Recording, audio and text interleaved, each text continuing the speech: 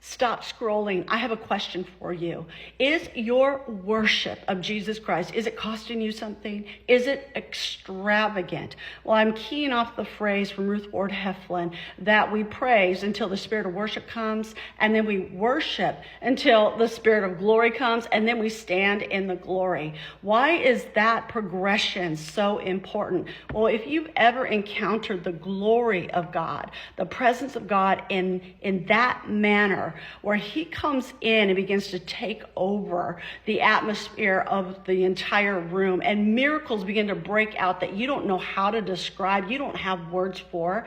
Well, now you understand why I am emphasizing this today. And so we praise until the spirit of worship comes, and we worship until the glory comes. And worship, let's go back to worship. Worship will cost you something. Worship is extravagant. I always go back to the story of Mary. When she began to anoint Jesus' feet with the ointment that she had about a pound of ointment, and she began to pour it out on Jesus' feet, and then she began to wipe his feet with her hair. Now, I'm sorry, any culture that is very, very strange. It's not acceptable. It's not socially acceptable. And yet in that moment, it was understood. She was committing this act of worship in this manner, in the most extravagant way, pouring out a year's worth of wages on his feet and not caring what anybody thought about it.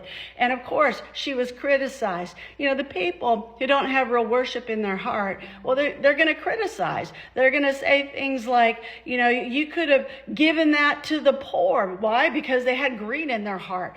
They criticized it because, it looked too extravagant, and it made it clear that they didn't have an extravagant worship in their heart.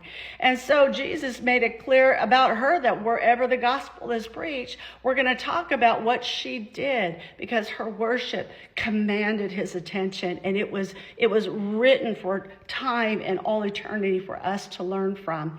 Well, I don't know about you, but I'm wondering that once we enter into eternity, if there's going to be some other people that Jesus is going to say, that one worshiped me, and this one worshiped me, and we will never, ever forget it. I want to be that person that has that kind of worship on the earth.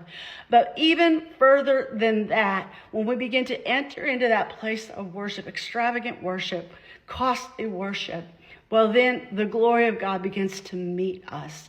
And I cannot describe to you the power that happens in those glorious moments. It's incredible. It's addictive. You have to have it. You have to have more of it. I can understand why Moses says, show me your glory. Show me more of your glory.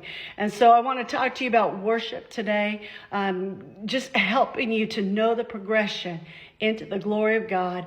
The glory, the knowledge of the glory is going to fill the earth, and this is the pathway in.